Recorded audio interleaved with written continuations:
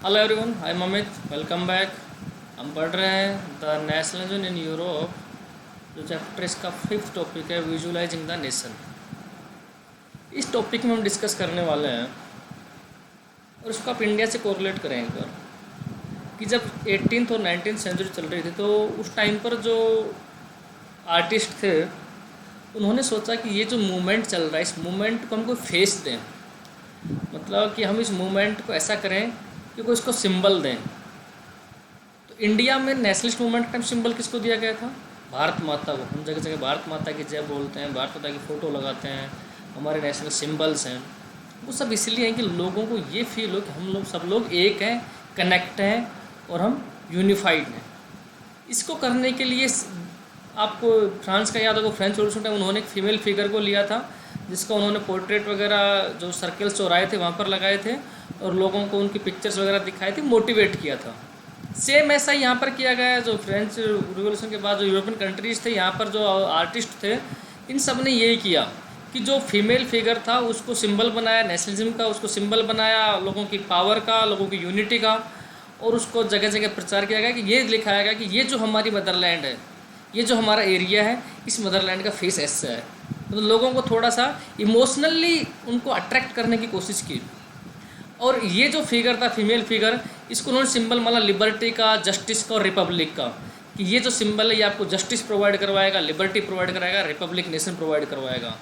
इन सब के साथ साथ आपने ये भी देखा होगा, कई बार बहुत सारे सिंबल्स आपने देखे होंगे कि भाई जो रेड कैप सिंबल देखा होगा, या आपने एक लेडी देखा जैसे इंडिया में तराजू लिए रोकती है, वो क्या होती है कि भाई जस्टिस प्रोवाइड करवा रही है। ऐसे बहुत सारे सिंबल्स हैं।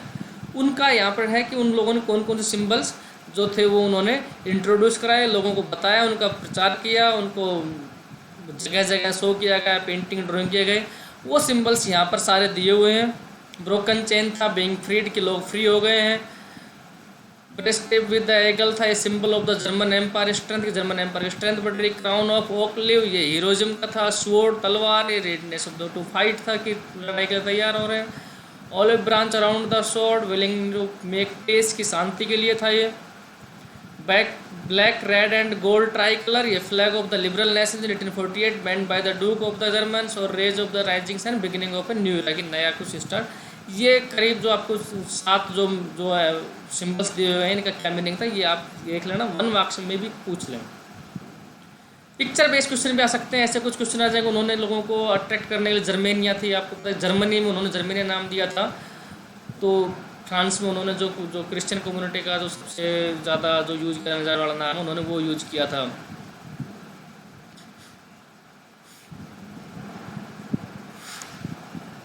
नेक्स्ट टॉपिक है नेशनलिज्म एंड इम्पीरियलिज्म। इम्पीरियलिज्म का मीनिंग होता है कि अपना एरिया एक्सटेंड करना, साम्राज्यवाद। ब्रिटिश हमारे इंडिया में आए थे, ये इम्पीरियलिज्म को लेकर आए थे, वो अपना एरिया एक्सटेंड करते, साम्राज्यवादी की उनकी पॉलिसी को लेकर उन्होंने इंडिया को अपना कॉलोनी बनाया था। कॉलोनियल या जो इनका विजन था उसको उन्होंने यहाँ पर साकार किया था, लागू किया था। यहाँ पर ये बात कर रहा है कि जैसे जैसे 19th सेंचुरी का स्टार्टिंग हुआ है, 19th सेंचुरी का एंडिंग जो होने वाला था, उस टाइम पर जो नेशनलिस्ट जो मूवमेंट थे ना, ये आपको आइडियलिस्टिक, लिबरल, जो डेमोक्रेटिक नहीं रह गए थे। अब इनमें लोगों की खुद के जो इंटरेस्ट थे वो इन्वॉल्व हो गए थे। लोगों के क्रीड लालची हो गए थे, एक दूसरे के लिए लड़ने के लिए तैयार थे, एक दूसरे के जो एरियाज़ थे उनको पावर के थ्रू अपने अंडर अपने पास में लाना चाहते थे। मैं उनको मैनिपुलेट करके लोगों को कैसे पागल बना के उनके जो लोगों के जो आइडियाज़ थे, उनके जो राइट्स थे, सब्जेक्ट्स थे, उनको सारे के सारे ये जो पावर थे ना, जो लोग सो कॉल्ड ये कहते थे कि हम तो डेमोक्रेसी प्रोवाइड करवा रहे हैं, हम तो लोगों को नेशनलिस्ट बना रहे हैं। अब उनका ये सारा मुद्दा ख़त्म हो गया था। उनका एक ही एम था, कैसे भी करके मैक्सिमम एरिया को अपने कवर करना है। अब कह रहा है इसका सबसे बड़ी प्रॉब्लम है 1871 में एक एरिया था बाल्कन। बाल्कन एक बहुत बड़ा एरिया था, उसको कंबाइंड रूप से बाल्कन बोलते थे। आपको इसका अंदाज़ा इससे लग जाएगा कितना बड़ा एरिया था, किस टाइप की वहाँ पर डाइवर्सिटी थी। जोग्राफिकल बेस पर ये एरिया आज के टाइम पर एक country Romania, Bulgaria, Albania, Greece, Macedonia, Croatia, Bosnia Herzegovina, Slovenia, Serbia और मोंटेनेग्रो, इन एरियाज़ को मिलाकर उस टाइम पर बाल्कन बोलते थे। आपसे ये नहीं पूछेगा कि बाल्कन में कौन कौन से कंट्रीज के नाम बताइए, ठीक है। इतना डीपली मत जाना कि मेरे को कंट्री के नाम नहीं याद हो रहे, दो तीन के आप याद कर लेना जो जनरली याद रह जाएंगे आपको। तो ये पूरे एरिया जो आज के इसको हम उस टाइम पर लोग बाल्कन बोलते थे, इन कंप्लीट एरिया के लोगों को जनरली स्लाव बोलते थे। ये जो मैक्सिमम एरिया था बाल्कन का उस टाइम पर ओटोमन एम्पायर के अंडर में था। ओटोमन जो मतलब कि लोग टर्की के लोग थे, और लोग सोचते थे बाद में जैसे जैसे ये रोमानेटिक जो नेशनलिज्म था ये स्प्रेड हुआ बाल्कन के एरिया में, भाई इन लोगों को लगे हमें भी यार फ्रीडम चाहिए, हम भी यार नेशनलिस्ट, इन्होंने भी मूवमेंट स्टार्ट कर दिए। अलग अलग एरिया के लोगों ने अलग अलग मूवमेंट स्टार्ट करे, जैसे आप जो है ना, तो बहुत सारे लोग इसमें कनेक्ट थे और ये आज़ादी चाहते थे। ओटोमन एम्पायर से जो भी इनके वहाँ पर जिसके कॉलोनियल थे ये, उनको सबसे फ्री चाहते थे, फ्रीडम चाहते थे। लेकिन धीरे धीरे क्या हुआ, आप इंडिया का देखिए, इंडिया में जो नेशनलिस्ट मूवमेंट स्टार्ट हुआ था वो आज़ादी मांगता था पूरे इंडिया की। पूरे इंडिया का मतलब आज का पाकिस्तान बांग्लादेश में शामिल थे। लेकिन जैसे जैसे ये हमारे पास आने लगी फ्रीडम, हम क्या हुए आपस में लड़ने लग गए, और उसका नतीजा क्या हुआ कि इंडिया पाकिस्तान दो पार्ट में लड़े और बाद में पाकिस्तान से बांग्लादेश भी बन गया। और भी बहुत सारे राजा थे इंडिया में उस टाइम पर 1947 के आसपास जो अपने अलग अलग कंट्री बनाना चाह रहे थे। यही बाल्कन में हुआ कि उन्होंने जो नेशनलिस्ट मूवमेंट स्टार्ट किया था कि हम फ्री होंगे, इंडिपेंडेंस होंगे, आज़ादी लेंगे, रिपब्लिक चाहिए, वो सब, वो स्टार्टिंग में तो उनका नेशनलिस्ट मूवमेंट था कि हमारी उनका अपना हिस्ट्री कर, हम सब एक है, हमारी जो आइडेंटिटी है वो एक है, कल्चर कोई भी, उन्होंने अपनी हिस्ट्री के बेस हम पहले एक थे। लेकिन धीरे धीरे आपस में लड़ने लग गए। वो उससे लड़ाई किससे फ्रीडम चाहिए, पहले तो उनको फ्रीडम चाहिए थे टर्की जो ओटोमन एम्पायर था उससे, बट बाद में आपस में एक दूसरे से वो लड़ने लग गए। और धीरे धीरे हालत ये हो गई कि यहाँ पर टेंशन ज़्यादा स्प्रेड हुए, और फिर ये जो पूरा का पूरा सिस्टम था ये इतना ज़्यादा रिजिड हो गया कि उस टाइम पर जो यूरोपियन कंट्रीज़ के आसपास जितनी भी सुपर पावर थी, उस सुपर पावर में आपस में लड़ाइयाँ हो गई। रसिया, जर्मनी, इंग्लैंड, ऑस्ट्रिया हंगरी, ये जो उस टाइम पर सुपर पावर थी, उन्होंने क्या सोचा कि बाल्कन के जो अलग अलग एरिया जिन पर तुम कब्जा कर लो और वहाँ पर अपना इंपीरियलिज्म मतलब अपना जो कॉलोनी है उनको बना लो, वहाँ पर बिजनेस करेंगे, उनके रिसोर्सेज वगैरह उनको यूज करेंगे।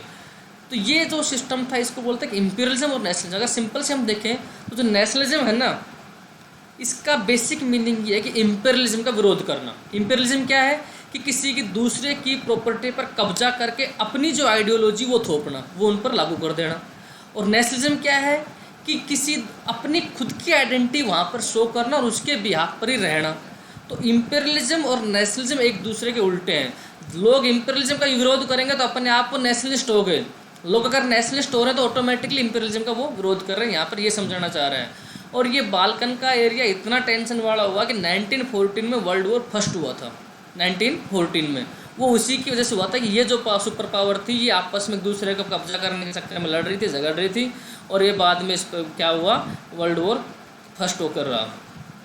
ठीक है, यही दिया हुआ कि वर्ल्ड वॉर फर्स्ट हुआ था। लास्ट में इन्होंने दिया है कि but the idea that society should be organize into the nation state came to the accepted by the natural and universal. कि ये नेशन स्टेट है ना, राज राष्ट्र की बनेगा, ये एक यूनिवर्सल है कि लोगों की जो आइडियोलॉजी थी, हिस्ट्री थी, कल्चर था, उसके बिहाफ पर वो अपने आप को एक शो करें, इसको बोलते हैं nation state. Thank you very much. Chapter बड़ा है, थोड़ा सा हमारे टच का नहीं है, नए नाम मिलेंगे इसलिए हो सकता है आपको प्रॉब्लम फील हो, बट इसको अगर आप एक दो बार पहले रीड करोगे, वीडियोज़ को बार बार देखोगे तो आई एम श्योर आपको काफ़ी इंटरेस्ट आएगा और आप ये डिसाइड कर सकते होगे आखिरी में कि कौन से 5 क्वेश्चन है जो इस चैप्टर से आएंगे, वो आप लोग डिसाइड कर सकते हो। सिर्फ 5 क्वेश्चन है इंपॉर्टेंट, जो बड़े क्वेश्चन जो आ सकते हैं आएंगे, उसके अलावा कुछ नहीं आता। ऐसा नहीं है कि यहाँ से आपसे कठिन से हार्ड पूछेगा। तो इजी वे में वीडियो देखिए, फ्री टाइम पर देखिए। Okay, thank you very much, मिलते हैं नेक्स्ट चैप्टर में।